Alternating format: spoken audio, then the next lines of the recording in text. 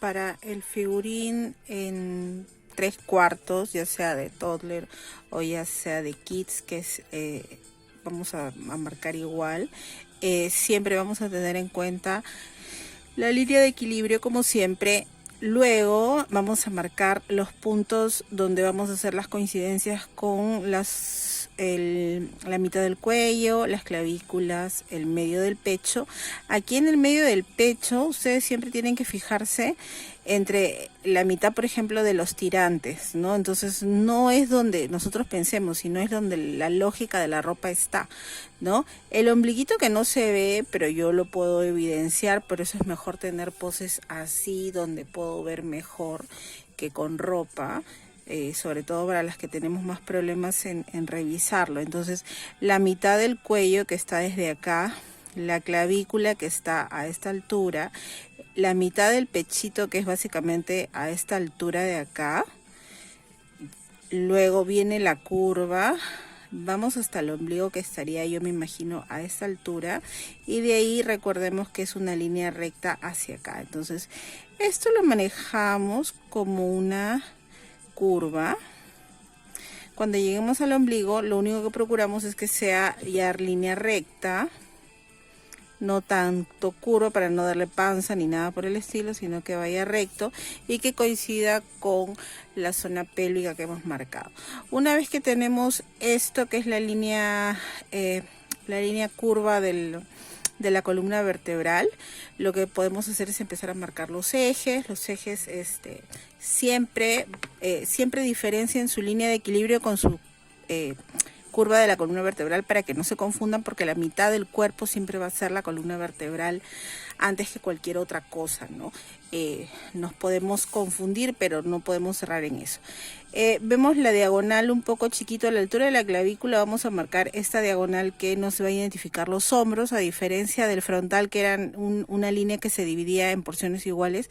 Esta es pequeña y es más ancha en el costado. Esto, ¿qué quiere decir? De la línea central, que es la columna vertebral, la línea roja, hacia el hombro es pequeño, y de la línea central, que es la columna vertebral, hacia el otro hombro es un poquito más largo, ¿no? Luego viene la línea de la cadera, que siempre decimos que voy entre la cintura y el ombligo, o el ombligo y la zona pélvica.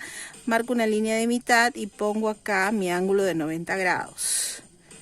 Más grande acá, completo acá, chiquito.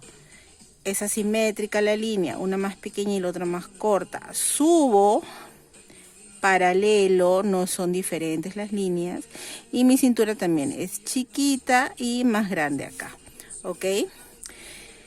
¿Cuál era la característica del tronco? La parte más lejana a nosotros siempre era más corta en tamaño, y esta parte de acá, el lateral, era más ancho porque le daba un espacio más grande, que era como que la perspectiva de una forma media cúbica. Entonces siempre sigo paralelo a esta curva. Entonces no cierro recto, cierro generando una curva.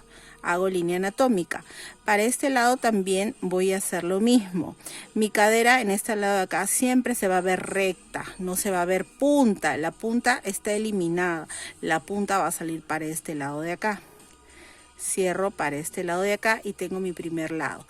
El 3/4 nos pide siempre que hagamos un lateral, ¿no? Entonces lo que yo voy a hacer es esto. Aquí le voy a aumentar, no un ancho de caja gruesa, porque el figurín no me lo permite. El figurín siempre me pide una estilización. Juego y llego a esta punta. Aquí lo que tenía que hacer era visualizar esta parte de la cadera y pensar como que si yo manejo una costura de calzoncito, que podría ser acá, ligera, y le aumento un poquito más, que sería nalguita, caderita, ¿no? Entonces es así. Esto se maneja así, esto se maneja así, muy chiquitito. Luego lo mismo, ¿no? Marcar esto en 3 tiempos. El superior es en la zona de la cadera, 3 tiempos, el superior es la zona de la cadera, y ubicar mis esferas de las articulaciones. Las esferas de las articulaciones, y las articulaciones las dibujo en otro color para no confundirme. Marco mi esfera de la articulación del hombro aquí insertada en esta parte de acá, más hacia abajo que hacia arriba. Marco. Esa mano está en perspectiva. Nosotros sabemos que después lo manipulamos para que no se vea en perspectiva. Aquí la esferita se vuelve bien pequeñita, está escondida. Se ve así, tiene que ser del mismo tamaño. Jala desde por atrás, acá está el codo. Y llega a este lado. Y aquí puedo dibujar yo una manito, ¿no?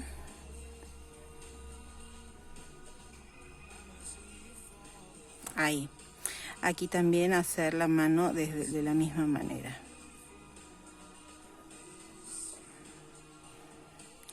Luego en mi rodilla, pierna de apoyo, esta de acá, marco primero la rodilla acá.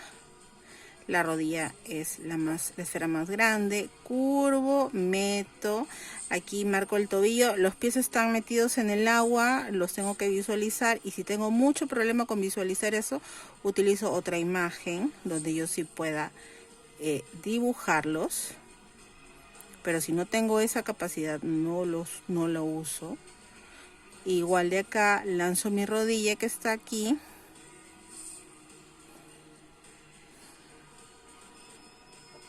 Ahí, esta pierna va por atrás, llega aquí al tobillito,